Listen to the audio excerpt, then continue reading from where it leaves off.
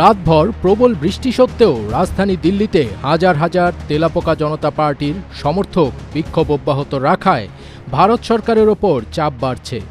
এই চাপ আরও দ্বিগুণ হয় গতকাল যখন কংগ্রেস সভাপতি মল্লিকার্জুন খার্গে এবং রাহুল গান্ধী মোদির বাড়ির দিকে একটি আকস্মিক মিছিলের নেতৃত্ব দেন এবং প্রধান স্বরাষ্ট্রমন্ত্রী অমিত এবং প্রধানমন্ত্রী মোদির পদত্যাগের দাবি জানান। শিক্ষা সংস্কার এবং শিক্ষামন্ত্রী ধর্মেন্দ্র প্রধানের পদত্যাগের দাবিতে এই যুব নেতৃত্বাধীন আন্দোলনটি মঙ্গলবার আরও গতি পায়, যখন ভারতের প্রধান বিরোধী দল কংগ্রেসের নেতারা প্রধানমন্ত্রীর বাসভবনের বাইরে বিক্ষোভ করেন। কংগ্রেস তাদের সাংসদ রাহুল গান্ধী এবং অন্যদের বাসে টেনে হিচড়ে ডিটেনশন সেন্টারে নিয়ে যাওয়ার ভিডিও শেয়ার করেছে, পরে তাদের ছেড়েও দেওয়া হয়। সোমবার বর্ষাকালীন অধিবেশন শুরু হওয়ায় সিজেপি সংসদের দিকে মিছিলের ডাক দিলে হাজার হাজার বিক্ষোভকারী মধ্য দিল্লিতে ভিড় জমান। ভিড় ছত্রভঙ্গ করতে পুলিশ লাঠিচার্জ ও কাঁদানে গ্যাস ব্যবহার করলে অন্তত ৬৩ জন আহত হন।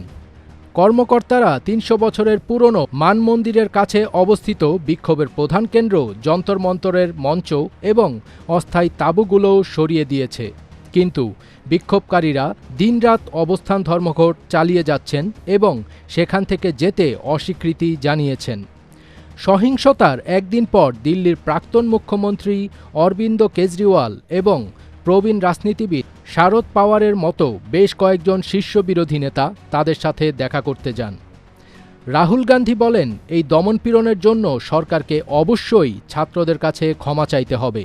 তিনি আরও বলেন, সংসদে এই বিষয়টি উত্থাপন করার অনুমতি না পাওয়ায় কংগ্রেস মোদির বাড়ির বাইরে বিক্ষোভ করার সিদ্ধান্ত নিয়েছে। তিনি আরও বলেন, আলোচনার জন্য তিনি স্পিকার বিড়লার সঙ্গে দেখা করেছিলেন, কিন্তু স্পিকার জানান যে তাকে সরকারের কাছ থেকে অনুমতি নিতে হবে। তবে আমাদের কাছে এটা খুব স্পষ্ট ছিল যে বিতর্কে অংশ নেওয়ার ব্যাপারে সরকারের কোনোই আগ্রহ নেই। ফাজবির তাজ, ATN বাংলা।